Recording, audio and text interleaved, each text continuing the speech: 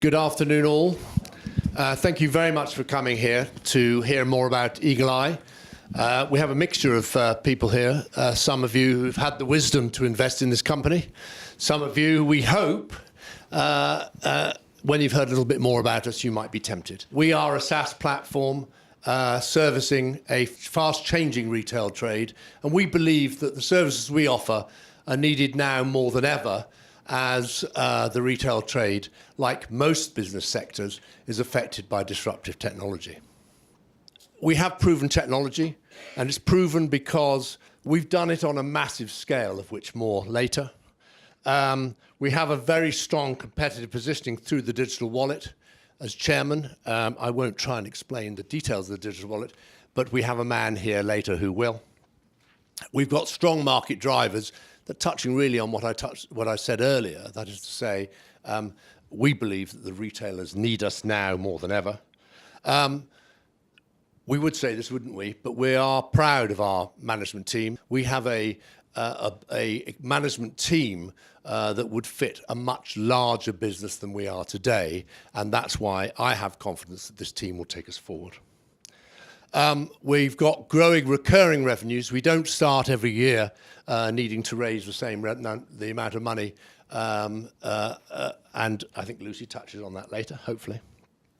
And a very important matter, because I don't think the market's fully understood this, we have sufficient funding to take us forward to achieve our objective of being EBITDA positive in the very near future.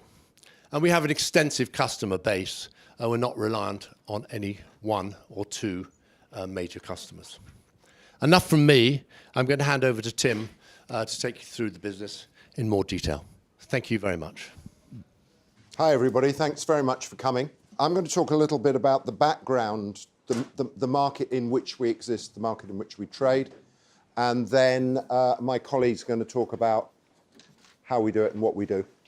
And we'll bring it together at the end and show you some numbers and why and what we think the investment case is for the business going forward. It's a sort of self-evident thing to say, but the world is completely transformed by digital, but many of our customers are not. And one of the games I play, we haven't got time to play it today, is to think of all the things starting with M that have been transformed by digital: music, money, messages, maps, media, marriage. It's amazing if you try and go, and you can play this game at home, as how many things starting with M have been transformed by digital. As a result of that, what's happened, and I know this is self-evident, but I think it helps to contextualize us, a whole load of new digital businesses have emerged that exist in that world, and they are pure plays. And then there are a load of businesses that have emerged that actually transcend the two. They move from the digital to the physical, the bookshop, the taxi, the restaurant meal, whatever it may be. And then, of course, there are the existing incumbents who have created digital versions of themselves to exist and try to prosper in this world. The thing about these businesses is they're all digitally enabled and they are all data-driven. One of the ways to think about Eagle Eye is we're the connection guys.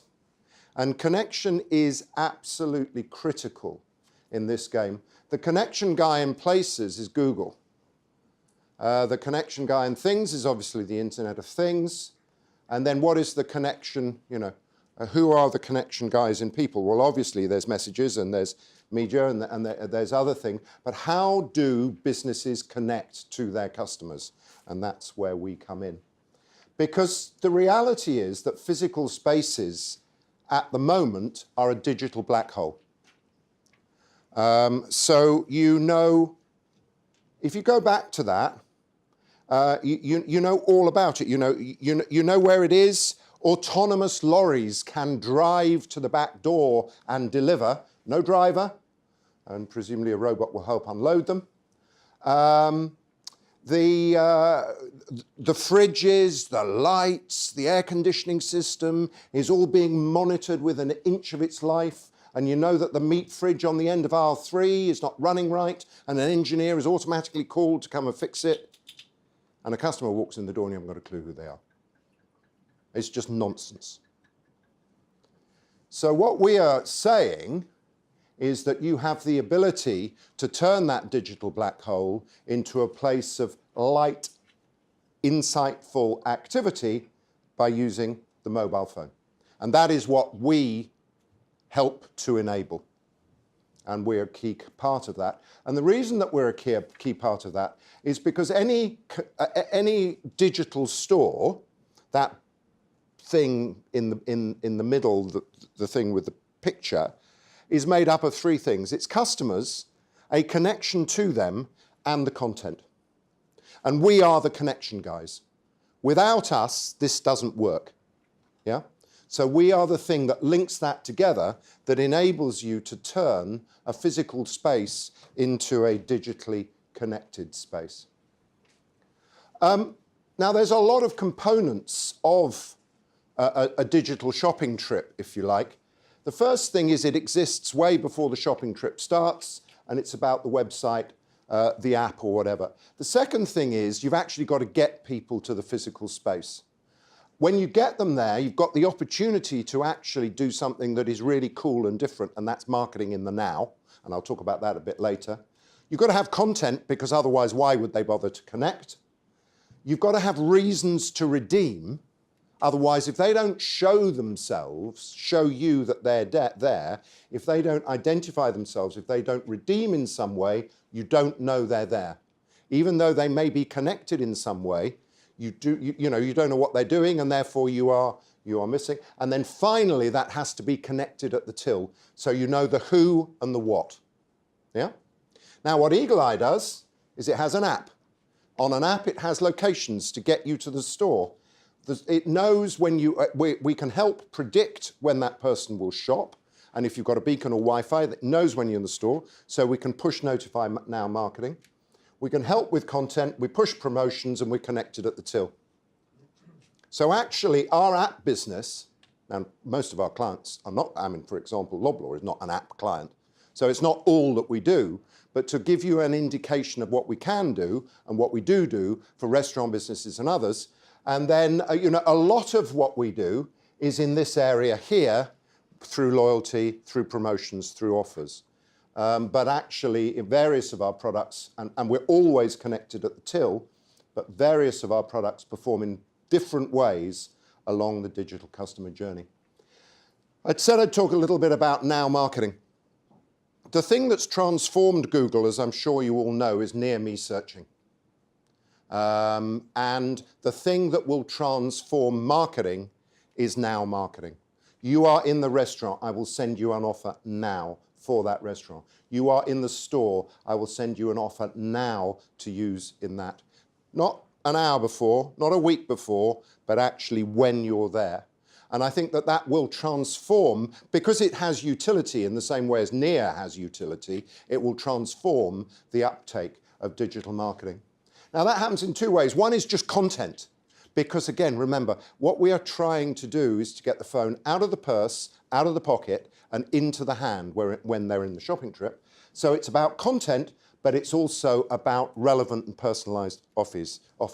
So could be an offer for oranges, but actually the clue is here, it's an offer for nappies or diapers. Now, as I said earlier on, the critical thing is that we get this registered at the cash registers. So that and this is why I call it reasons to redeem. It may be an app. It may be that, and if you do have one, loyalty schemes are great. They trap a lot of customers and a lot of information. It could be that you're running a gift program. Most people do not trap the identities of their gift customers in order to use that as a repeat marketing platform. It could be digital games with rewards redeemable in the store. It could be that you simply receive a push promotion. As you will have seen increasingly, it's about actually cutting the phone technology into the very essence of the mission. You scan and shop, you order in advance, and you pay at table. What you need is you need a combination of these things so that people have at least one, if not many different reasons to identify themselves, to redeem, and once they've redeemed, ka-ching, you can make the data loop, and then you can decide what the next best message is. The critical thing which I learnt 30 years ago in my early Tesco Clubcard days, was you have to get a return on the data. If you're going to spend all this money getting the data, you have to get a return on it. And the only way you can get on a return on it is by doing something with it. So you have to create a model which is, yeah, we'll get the data, we'll turn that into insight, we'll do something, and that will then, we'll measure it. In Tesco's case, it was driving loyalty, but it might be like-for-like sales. But generally, I would recommend what you're looking at is it driving loyalty or more activity? And then you go back round again, and you carry on again, and you do it again and again. And basically, we have to work with customers who want to do this. If you're not interested in the data, actually, don't bother with the digital connection. So, but I think less and less there are businesses who believe that you can survive without this. So, you know, you're going with the flow. So in summary, it enables you to know, this digital connection enables you to know your customer. It enables you to analyze your customer. It enables you to create personalized direct marketing programs. And the interesting thing about this is it's free, of course. Yeah? So a ton of Amazon's marketing is free. It's email. And if you're paying to do all your marketing and theirs is all for free, you've got another big competitive disadvantage. So you need to open this up to create a free direct-to-consumer channel. Oh, boom, look at that then. And what it does is it puts your customer at the center of the business. And if you remember, those of you that have worked in the consumer space, before everybody was traumatized by the fear of the Amazon juggernaut coming at them, so all they could talk about is technology and what should I do about it, what they used to talk about was, I tell you what we'll do, we'll put the customer at the center of our business. It's still the right thing to do, even though you might be about to be run over by the Amazon truck. And this enables you to do it. And the really powerful thing about it is it enables you to do it now. And this whole concept of marketing in the now. We do it for a lot of people. And now what I'm going to do is I'm going to hand over to Steve to actually talk about what we do in some more detail. Thank you all very much indeed. Product innovation. We believe in our product team and as a business that everything is about putting the customer at the heart of the universe of how you behave with people. Everything's about personalization, everything's about one-to-one connection, etc. So we believe that putting the customer at the heart of everything is the most important thing. So everything we do, everything we try and build, everything we try and design, everything we try and develop is to enable our customers, the retailers, to be able to put the customer at the heart of their world. And that's kind of like, that's the whole theory behind our entire roadmap and our whole development process. We do a lot. We do increasingly more. We've made a full transformation to agile methodologies, which has improved our productivity greatly. A few things here. Over the years, the key call out is every year we're doing more and more and more and more features with the common theme of how do our customers keep the consumer at the heart of everything. A few interesting things is around 2017 hyper-personalization. How do you give everyone in, say, a Loblaws a different offer? Every single person can have 10 different offers. We've done big things like opening up 2 data centers in the US to support North American expansion. And going into this year, we've launched already, it's in this year's roadmap, but already delivered subscriptions as a new way of addressing customer, a bit like the sort of Amazon Prime model. Pay for something and then get a whole load of benefits associated to it. Friends and family for our app business and food and beverages world, so the staff reward programs can be extended. And then the big one is we are moving to the cloud with Google, and Dave is going to speak to that in a minute. For me, because it's like an investor forum, the key thing is to show how we're scaling the business. And in order to scale the business, you've got to package things up into products and make them easy and easier to buy, easier to use, easier to buy, and easier to sell, basically. So what I'm going to do is we've got 2 of our stars, my superstars, Rich and Sarah, and they're going to take you through one of our packages. It's the app package for the food and beverage industry. For me, it's really interesting because you can see the way we've taken all the theory that Tim has eloquently put about how we construct that into a sellable package that can be taken to market and quickly and easily sold on a global basis. Thank you. Hi everyone. So yeah, we're going to talk to you about our Eagle Eye app and specifically how it is being sold to the food and beverage industry. So we're going to start with a short video. There are hundreds of thousands of customers out there, each with countless potential journeys. Here's just one example of how it works for Rachel. Rachel and the family have just finished their film.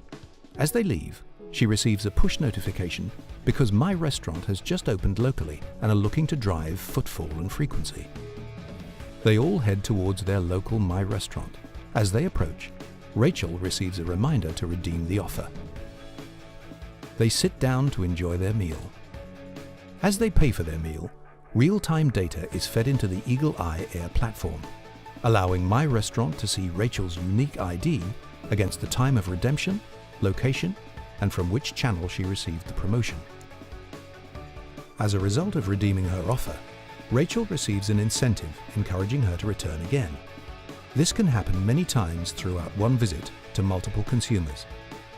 For example, Florence is enjoying her birthday Prosecco, which she received from My Restaurant as a reward for booking a table for her party. Through knowing your customer, delivering engaging content, and enabling a digital connection, you can truly optimize the customer experience. Eagle Eye, your customer in focus. I think we all know, and probably from what Tim and everyone else has been saying, digital is what we believe separates those businesses at the moment that are doing very well versus those that are struggling. If we look at someone like Starbucks in the US as an example, we know that they're seeing more than 30% of total transactions go through on a mobile phone, and more than 40% of their total sales are coming through from Starbucks Rewards individuals. This is as a result of the fact that they have invested heavily in digital over the last few years, and despite the fact that average transaction value is pretty low and most of their customers are on the go, they have got huge uptake of mobile payments. As a result of this, they have got a huge wealth of data on all of their individual loyalty card holders, which means that they can personalize their experience every time they're coming into a Starbucks, and not just actually when they're in the store, but before, during, and after the transaction. So we believe that the market is ready and the time to act is now. IDG did some research earlier this year and said that 89% of businesses are already on a digital-first journey, and we know that 60% of restaurant users have already downloaded at least one mobile app. So this is already happening, and this is what people want. We think what will separate the winners from the losers are the businesses that really understand their customers in detail and are able to use that understanding to personalize their experience using digital technology and marketing in the now. So not only is the market ready, but we believe customers are ready and they're hungry for this kind of technology. Digital promotions are the future. Generic paper-based promotions do not work, and we know that 75% of customers aren't happy to receive any form of generic communication these days. We mentioned millennials on the bottom, 59% of whom want loyalty delivered through a digital mechanic. And we think it's important to remind everyone that a millennial is anyone who is currently between the ages of 22 and 37. It's a huge proportion of your business, and especially when we consider within food and beverage, these customers are more likely than any other generational group to be eating out of home and are therefore a huge proportion of the value sitting within your ecosystem. We also note that actually relevance and convenience are becoming more and more important for customers, and a lot of customers are saying that that is even more important than price. So it is critical to be able to communicate with someone in the now and to be able to offer them relevance and value with every communication. We all know in the post-GDPR world, customers are more aware than ever of their own data, and if you're not offering value every time you communicate with them, they can simply opt out and go into the arms of your competitors. However, just having a mobile app isn't enough. We know that the number of retailers who launched apps in the last 12 months has doubled, so they are flooding the market. And more than 50% of customers who downloaded a retailer's app did so specifically to receive a voucher or a promotion. So there has to be an incentive to push someone through that journey to get them to register with you. However, more importantly, we know that the phone represents very valuable real estate to an individual, and for them to keep your brand on their phone is something that has to offer them long-term value for them to be able to do that. We know that only 23% of retail apps last beyond the first 90 days. However, if you offer relevant content and provide stickiness with utility, so things like payment capabilities and relevant communications in the now, those stats improve significantly and you start to engage customers and they bring the value back into your ecosystem.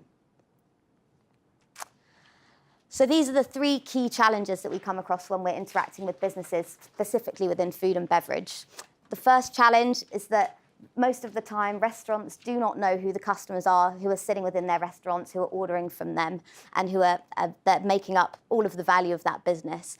If you don't know who your customers are, you significant increase in costs with generic promotions going out to the entire base and the cost of acquisition and reacquiring the same customer over and over again simply because you don't know who they are. The second issue is very closely linked to that. If you don't know who your customers are, how do you know what they want and how do you service their needs as an individual from your business? This leads to increasing frustrations, which are only ever more increasing as customers come to expect businesses to know them and to know what they want. The final issue is how to stand out within a very, very saturated market. If you don't know who your customers are or what they want, how can you offer them a compelling reason to come back time and time again when there are so many other options available to them? And if you can't do that, you'll simply lose market share. So what we believe as a core solution to these problems is actually moving from the anonymous to the personal through the digital connection, and actually within this space, that has to be through mobile. The power of having a customer opted in to receive marketing communications from you is so valuable, which is why you see brands like McDonald's doing prime time TV advertising in the UK simply to incentivize a download of their mobile app. Once you've got that customer, you can track every single time they interact with your business and build a really valuable profile of what that customer's doing. And once you've got the data, you can really harness the power of marketing in the now. So what is the right message to send to the right person and when is the right time to do it? And from there, it's all about removing friction from the journey. So how do you make it easier and more rewarding for an individual to do business with you again and again? So what we see as the mobile app doing is it moves from being able to help businesses drive a visit through doing something like a 2-for-1 on a Tuesday every week to get the same customers back through the door, to actually looking at how do you drive a specific mission from an individual. So if someone comes to a restaurant every day for lunch during the week, how do we get them in on a Saturday evening for dinner? Focusing on looking at increasing lifetime value. So rather than looking at customer X spent £20 today, how do we know what Sarah spent over her entire lifetime with us? And really, how do we improve the experience so much that actually your customers are advocates of your brand and will start to share the message to get other people coming through those doors again? And now I will hand over to Rich to talk about how we actually win in this space. Okay, so the first thing, as we see it, that you need to do is to build an engaging digital destination.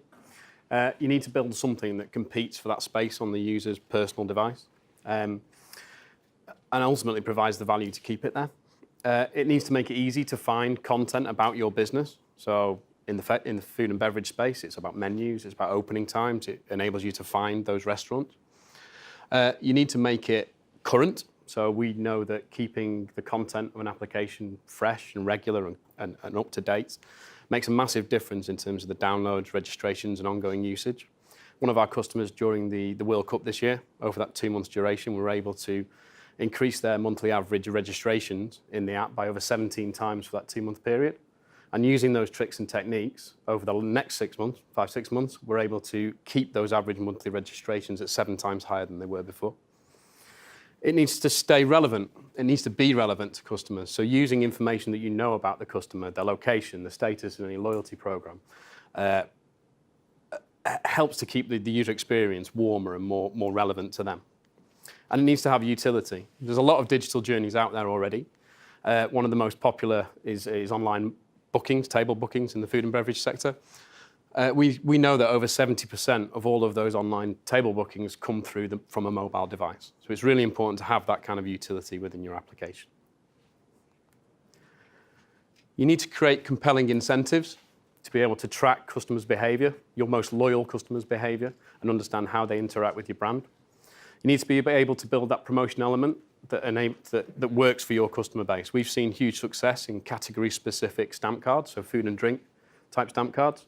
We've seen huge success in the ability to drive downloads through incentives and promotions and money off and percentage discounts. And ultimately, you need that secure validation at the point of sale or the e-com channel. And this has two reasons. Yes, it protects you against fraud and makes sure that the rules of that promotion are enforced and you've got the right products in the basket and so on. But also it gives you that now moment. If somebody's in store transacting at the till at that point in time through the mobile app, you can deliver them a reward or a message to make that next action happen. We believe that you need to be able to partner with external businesses to drive usage into your app. You need access to brands that fund specific product-based promotions, and you need to be able to give that data back to those brands to give them a measure of success of that promotion. Again, you need validation to make sure that that transaction is done in real time, and you're giving that information back to your partner at the right time so that that can influence their marketing spend. Ultimately, by creating those relationships and building your app audience, you can provide an additional revenue stream into your business through that audience. You need to be able to send the right message to the right person, and you need to be able to do it at the right place and the right time. You need to be able to use the information gathered about who they are. Usually in our applications, it's name, gender, date of birth, their favourite location, things like that. You need to be able to use what you know about their previous behaviour. You need to, the state of progress they are in terms of a promotion, the segment they may have been assigned as part of a segmentation task. And you need to be able to target those messages to groups and individuals, consumers, at that right moment to give that next action and make that next action happen. Over time, you can begin to extend the capabilities of any application, providing more and more utility, learning about your customers, then building the right functionality and the right features to drive more visits and spend. You need to be able to offer those best facilities for your customer base. Different utilities work better within different sub-verticals of the F&B space and different demographics within that as well. Things like incorporating wireless charging to drive downloads or pay-at-table services have shown to increase users' average lifetime significantly. And ultimately, with an always-on, highly engaged customer base, it's crucial to be able to measure the impact of those incentives and those missions that you're setting them off on. This will enable you to understand which tactics work for your customer base and which tactics actually meet those objectives as well. Successful businesses, we believe, are the ones that don't stand still and keep generating this learning loop to drive data back into the business and optimize what they're doing with their customers. And the solution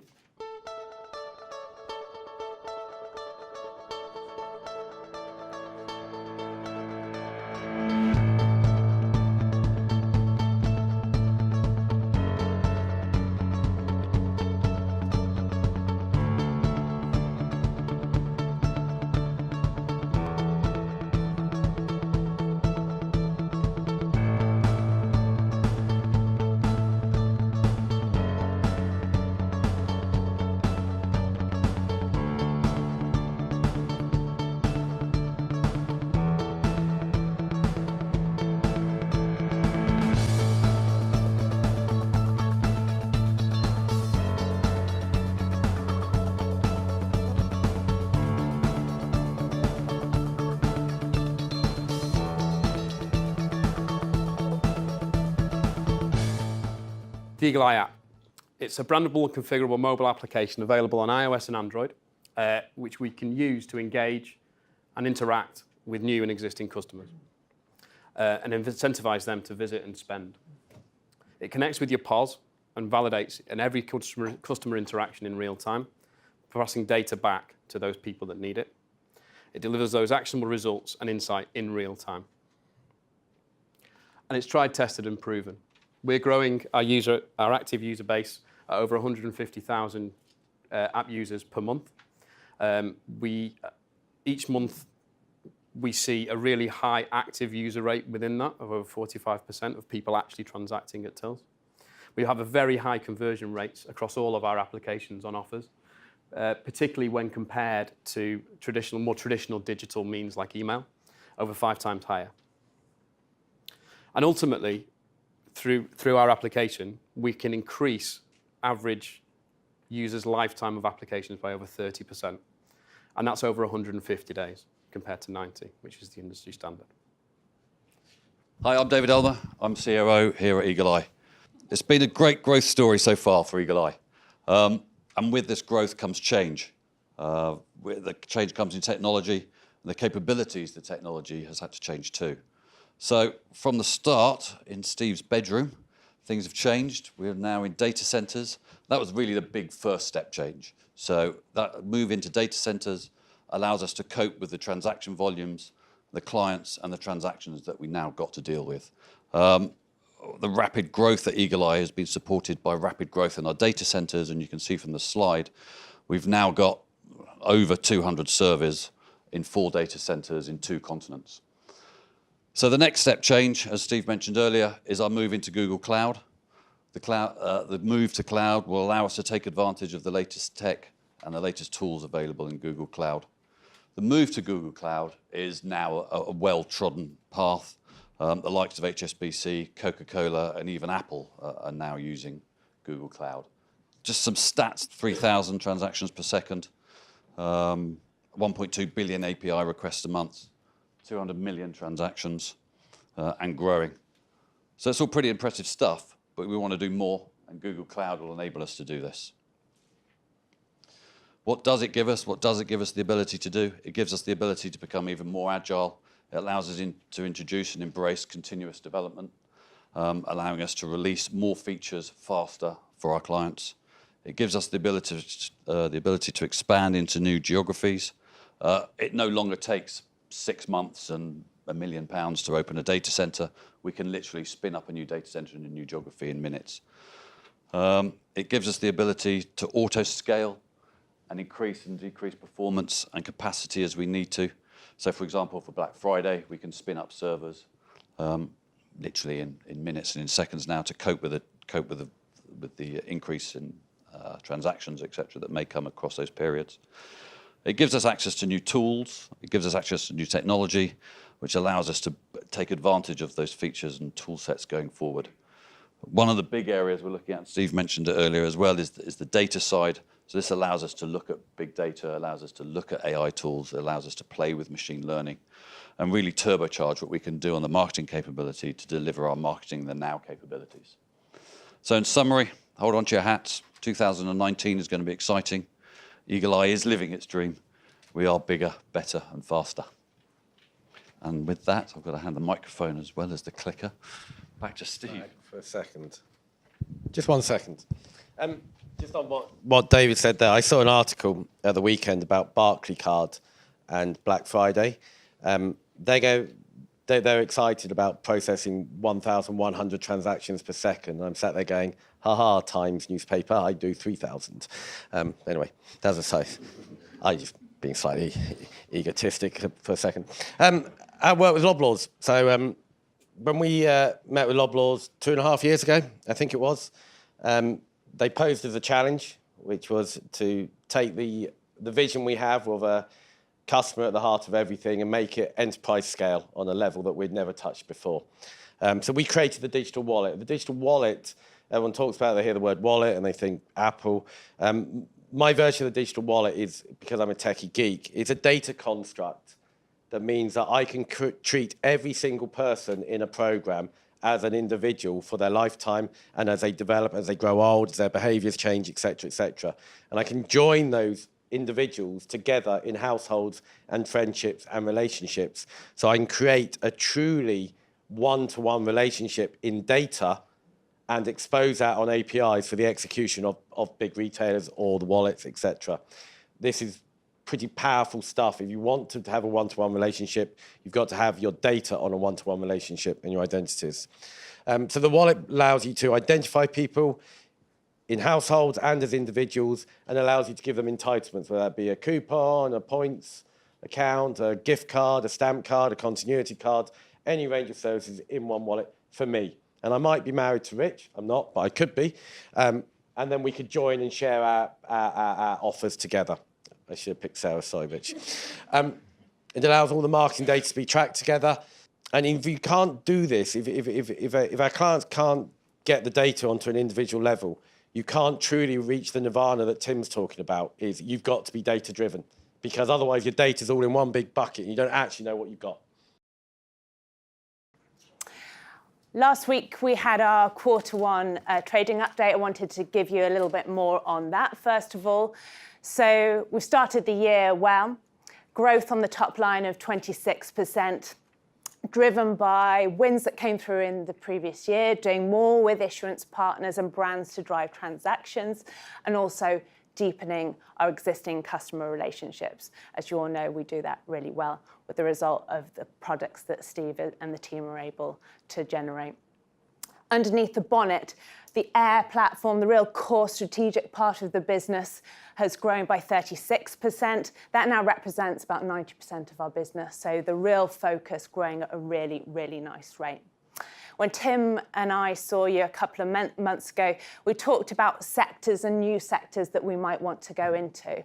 And we highlighted them, one as quick service restaurants and two as food services. Why those? Because they're nice adjacent services to what we offer to do today, not doing anything too radical, but really the offering around promotions and loyalty really resonates in those sectors. And we were pleased to announce last week that we'd won our first quick service restaurant with Burger King. Not a bad one to start with. So really pleased with that. And 3-year contract, hopefully starting with 74 restaurants, but hopefully we'll expand and deepen like we always do with our really good customers. The other thing that Tim and I talked about when we saw you was about the volumes through the platform. They grew significantly for the full year to June 2018. And again, in the first quarter, we're seeing that strong growth. Over 200 million transactions going through the platform in the first quarter. That's over 500% growth in the volumes going through the platform year on year. Why is that important? Really important to show the real proven scale, especially when we're now going out and talking to new potential clients about we really can do this now. This isn't theoretical stuff. The next point really is about Tim talked specifically about being leaner, doing things better, simpler, cheaper way.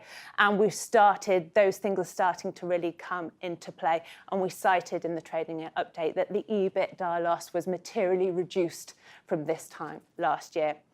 So if you take our recurring revenue model, which was 72% for the first quarter, low churn rate, enough cash to deliver our plan, then really you then take the addressable market, which has grown as a result of loyalty coming on board fully this year. We're at board are really confident about delivering the numbers that are out in the market for this next coming year. I've got just another couple of slides. These really speak to some of the questions that investors asked me in the last roadshow, and so I thought it's worth picking on those points. First of all, how does our revenue break down? First of all, if I just run through the SaaS business model, we charge a fee for joining the platform, an implementation fee. That represents about 23% of our revenue. These numbers are for the year to June 2018. And then in terms of recurring revenue, we split those into two elements. One, the license fee, access to the platform, support and maintenance. That represented about 34% of the business revenue. And then transaction fees, which was 44%. So that's the per click element of the transactions. To understand transaction fees a little bit clearer, you've got to then break the business into the three component parts that we sell in terms of the product. One around gift, two around promotions, and three around loyalty. Loyalty being new and the real fundamental difference between the year to June 2018 and before. There's an intrinsic link between the value that the consumer can get and what we can charge to the retailer. So if you take those elements down, first of all, in terms of gift, well, the average gift transaction ranges somewhere between £10 and £50. So we can charge a much higher price per transaction for those transactions, but they're a much lower percentage of actually the transactions going through the platform. You can see that in the little graph there. So we can charge somewhere between 10 and 30p for a gift transaction. Then if you move into promotions, my example, you probably all heard it before, it is really 50p off a six-pack of Coke would be an example of that, where you couldn't charge 10p a transaction for something like that. So we're talking about pence for that. So somewhere between 0 and 5p is the average transaction we charge in the promotion space. And then when you get into loyalty, if you think about it into earn and burn of points, you've got to get a lot more earning and burning of points to get real value to the consumer. So there we charge parts of pence. And that really is sort of where the huge value has come in terms of the volumes going through the platform there. 250 million transactions going through the platform. And that really has altered the price per transaction, but opened up a new market for us going forward. Hopefully that's a little bit clearer for people. Then the next question we got asked, what's the typical sort of life cycle of a customer? And I'm going to attempt to sort of explain that a little bit clearer for you now. First thing to note, that our average contract length is somewhere between 3 and 5 years. And what I've illustrated here on this graph is sort of what a tier 1 contract would look like over a life cycle. Our best customers, this is the model that we aim to achieve. First point to note is around the implementation fee. Implementation fees will vary in terms of size depending on whether you're doing an app build like Sarah and Rich were talking about earlier on, which we do in weeks, compared to where we're doing a re-platforming for something like Loblaws, which we're talking about years. But there is an implementation fee which is done on a T&M basis for that. Then in terms of license fee, which I'd explained before, license fees generally start on day 1, but at a lower rate. When we go into launch, they then go up to their full rate and then sort of stay consistent along the life cycle of the contract. Transactions, we're a transaction business, really, really important. Transactions grow with further digital adoption and customers really understanding the full value the platform can give. And what we see when we see our customers cross that digital Rubicon, there's more and more reasons that they want to take more functionality of the platform, and volumes grow as the contract increases in length. One point to note here is generally what we're seeing, particularly in the bigger customers, that they want tiered volume bands. So you sort of have to get to the next step and then you'll get a step up in revenue. And we're seeing this more and more with our customers because they want the insight to be able to budget accordingly.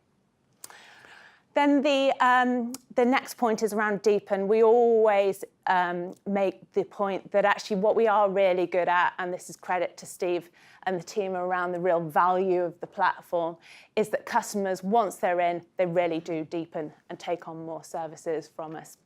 And what we see on average is 12 months after launch, we're seeing customers investigating what more can the platform do, what more can I give my customer, and the real value in this Air platform.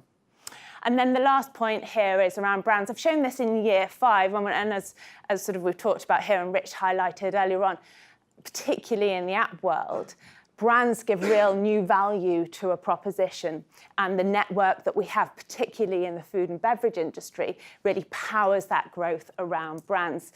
But from the tier 1 sector, we haven't really cracked it yet in terms of the brand opportunity. So in terms of the numbers that are out in the market, there's no assumptions around brand revenue coming from that, but it's an area that we're looking at and we will continue to explore, because actually if we can get that, you can see that there's further opportunity with a significant client as well. That's all from me. Thank you all. Thank you very much indeed, everybody, for your contributions. Clearly, what we're seeking to do is to grow the business. And the most important thing is that we have different opportunities and different drivers of growth. And I think we now have 4 credible ways in which you can expect us to grow the business going forward. The first is what we've talked about ever since I joined, which is this model about win new customers, get them transacting and then deepen. And Lucy just talked about that, and that continues. It's completely valid. And you saw that 1 times to 5 times through the life of a contract. We are starting to see that become a reality in the contracts that are, 3 and more years old. The second thing, and Steve talked about it today with the digital wallet, and as I explained at the full year, that took us from being a provider of promotions and services and gift to being a provider of loyalty. The loyalty market is a very big market. So the available market that we are able to address through our product development can get larger. And we can now have conversations with people about loyalty, which we never could have before. And we've talked about subscriptions. We showcased apps to you today. We don't talk about apps very often, but actually it's an impressive business, it's an impressive product, and you can see from the way we've packaged it up. I do just remind you, you were in the role as a food and beverage marketing department manager for that presentation, that, you know, we are confident that we will be able to knock that out. We'll do a fashion version of it, we'll do a general retail version of it, and that we think that actually we've got some great function in our apps. We're starting to be at tippy toe to start doing some quite interesting stuff with the data. There's plenty to come there. So second pillar of growth, product development. Third pillar of growth, new geographies. And clearly you all wait with bated breath to hear where the next thing is going to come from. But we are quite encouraged by, I'm in Canada and North America with Lucy next week, with the moves that are being made down in Australia, and we've got some other interesting stuff going on in Europe. So, you know, there's things starting to happen there. And then finally, new sectors, QSR and food service. So I think you can be confident that, you know, as we go on, we are developing more ways to grow the business, and therefore we are less reliant on any one thing to be the driver of our success. That was all I wanted to say. I think the next one definitely is actually Q&A, isn't it? Thank you all very much for your patience. We would be very pleased, the management team, to answer any questions you have. If you have questions, it would help us hugely if you could identify yourself when you ask them. Good afternoon. Very interesting presentation. Thank you very much. I was curious about the pain that had to be endured to onboard the Loblaws platform. And are you expecting similar levels of pain whenever you try to do subsequent implementations at scale, or will it be easier? Tim, and then perhaps I was going to let Steve answer that one. He's the boy on our team who relishes the pain. It's a good question. So from an Eagle Eye point of view, our personal pain, was that the challenge set to us was an order of magnitude over what the capacity we'd ever put through our technology before, which we cracked. We cracked it a long time before the actual go live. From a techie point of view, and I apologise, that's the only angle I can answer, I think the pain was a lot more around big organisations have very, very complex ecosystems. And as great as we could be, there are lots of things that have to fall into place. There are only like 2 times a year you can really launch something new because of the way the trade goes and stuff like that. So from a technology point of view, we can roll out this capability in weeks now to new clients.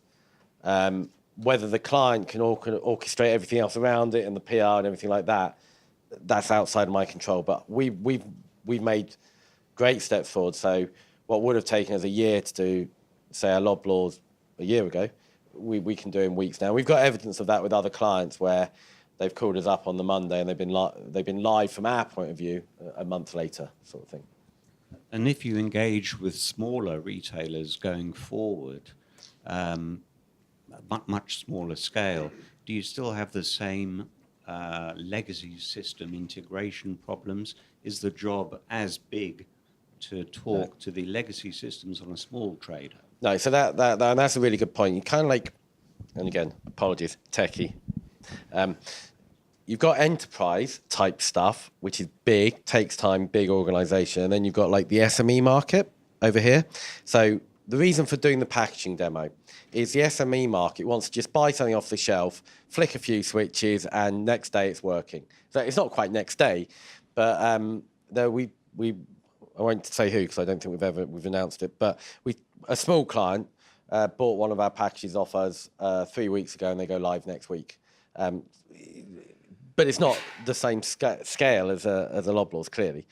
So package up for the small, medium enterprises so you can sell quickly, sell product, sell fast, make it easy to use, make it constantly add features, get more transactions through it, and deepen our capabilities for enterprise sales so that we can do more functionality at this mammoth scale up here. So you've got to, and part of the transition that we're going through as a business now is how do you service enterprise and SME to a high quality, a bit like Salesforce. You know, how do you become Salesforce? Just going from your slide, you talk about 82% satisfaction on 16 million. And it's really just a quick comment. Everybody always focuses on the satisfaction, but the 18% are not satisfied, which equals to 2.5 million on the back of an envelope, I suppose. Yep. Why wouldn't they be satisfied? Multiple different reasons. Yep. Sorry, Steve. Many different reasons. Some people will never be satisfied. One example.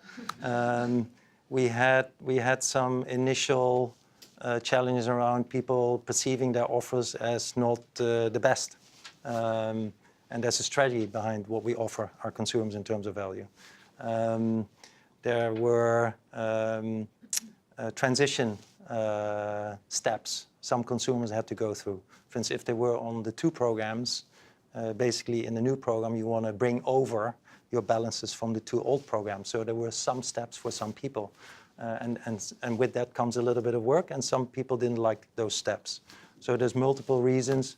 Are we focused on having everyone completely satisfactory? Absolutely. So we've got an ongoing list in terms of what the pain points are and what we can do better. And this one's more for you, Tim, I think. You talk about Q1 transactions 200 million, which if you annualize it, 800 million. You also talk about 3 million active users. And I never know what you mean by active users. So they're very different things. Yeah.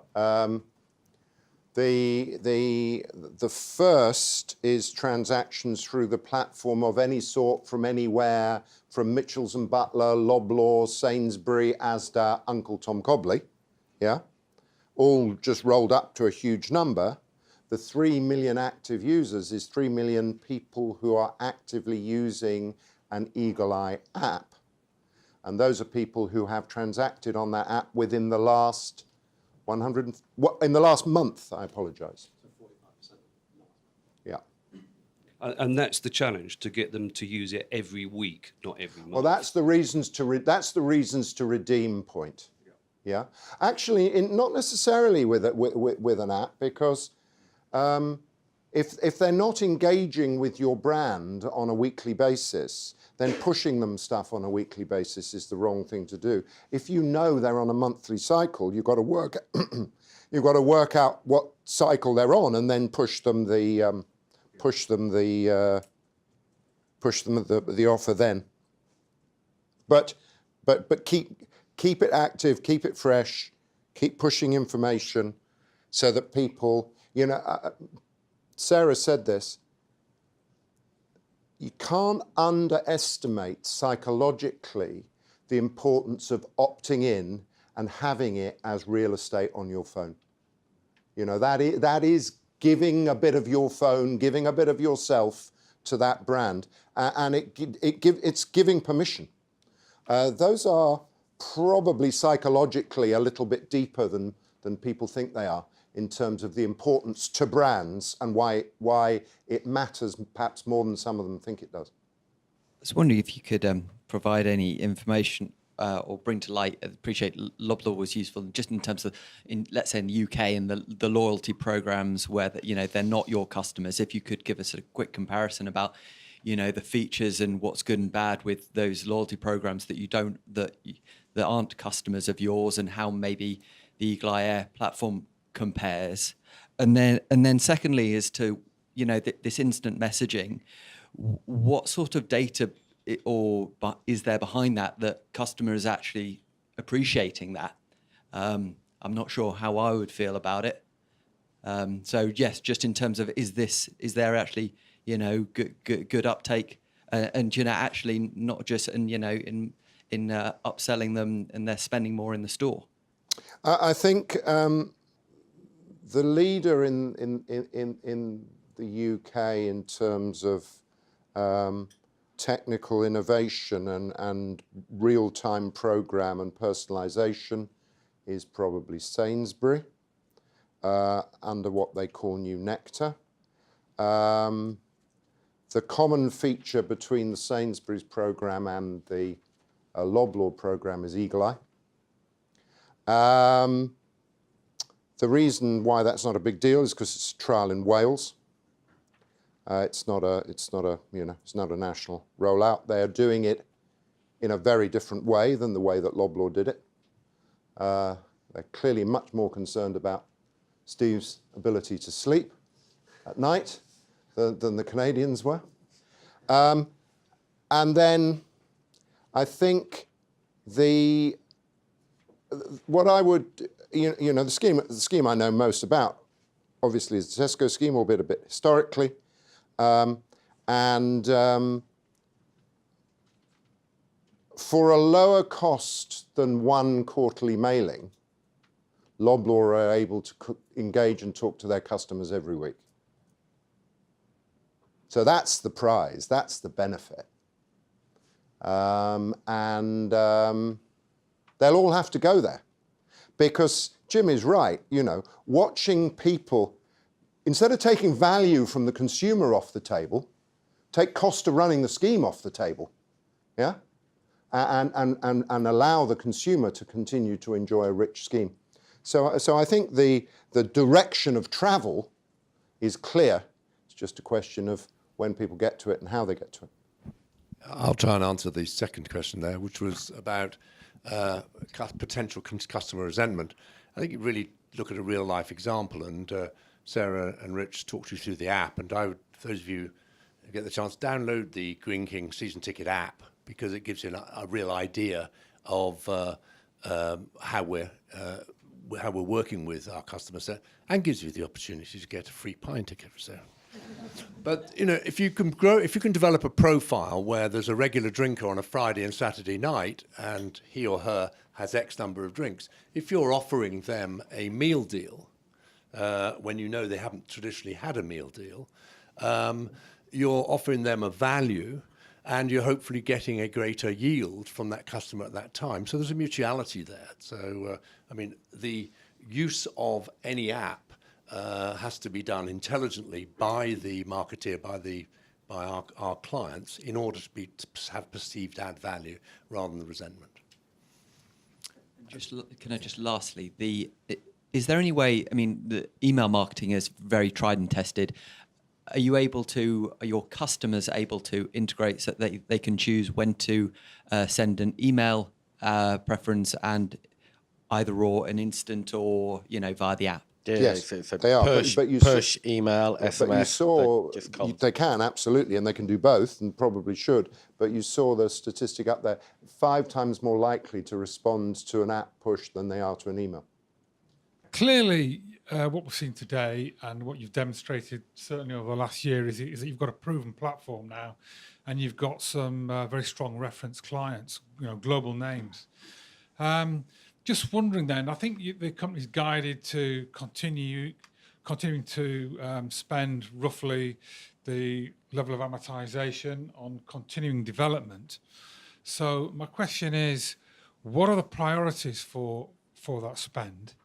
And given the position of the company now, in that you are clearly generating strong economic value now and in the future for clients like Loblaw, how you utilise that spend to capture greater economic value for Eagle Eye and its shareholders?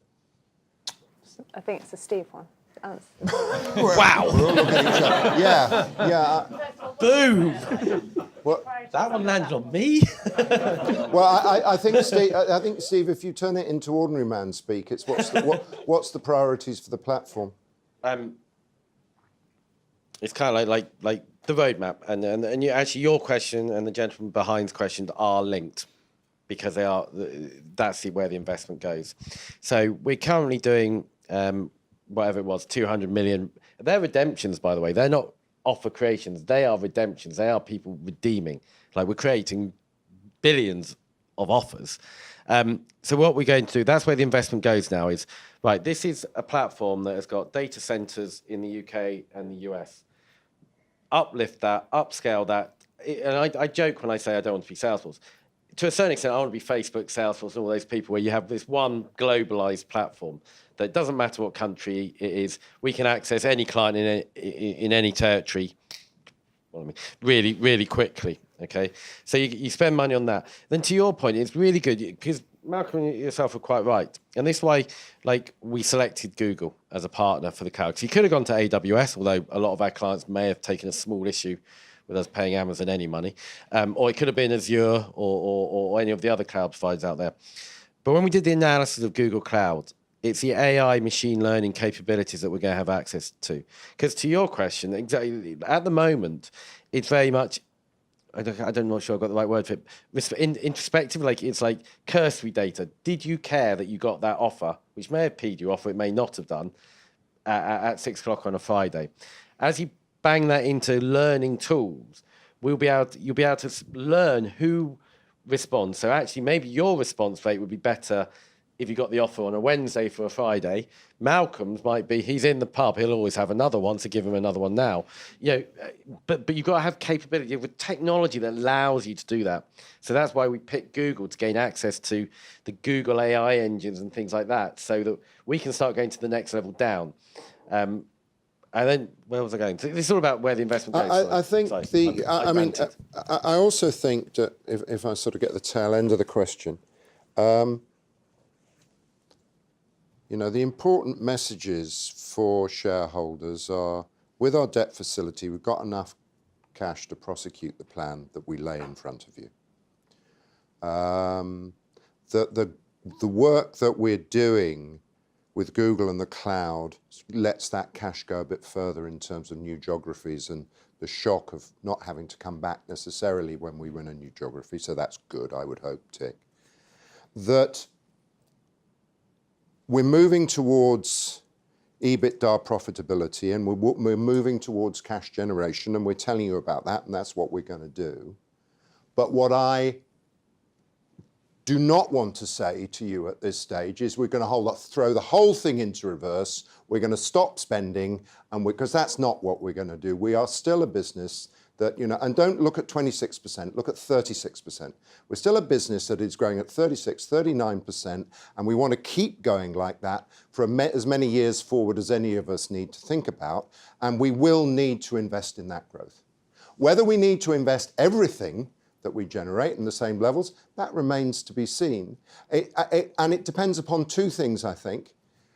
How clever we are in innovating in our own minds, the roadmap that we create for the product, but also what our clients ask us to do. And because we have this combination of having a view of the world, which we get on and build, and then our clients saying, we've got this view of the world, will you get on and build it with us or for us? And we have to balance those two things. Just one build, which is, I think it's a slight interpretation of your question too, because it came up a couple of times on the roadshow, is, are we going to keep innovating our product? Are we going to continue putting 2 million quid into the product each year? And the answer is yes, we are going to continue to innovate and put money into the product. And Jim highlighted the reason why they chose us. Loblaws chose us rather than any big global player around the world for what we could do today, but also the future. And it's the future piece around what Steve's talked about on the roadmap. That's beyond what we're doing with Google Cloud. It's about giving real functionality that adds real value, that drives the stats that people like Jim are looking for in terms of consumer engagement.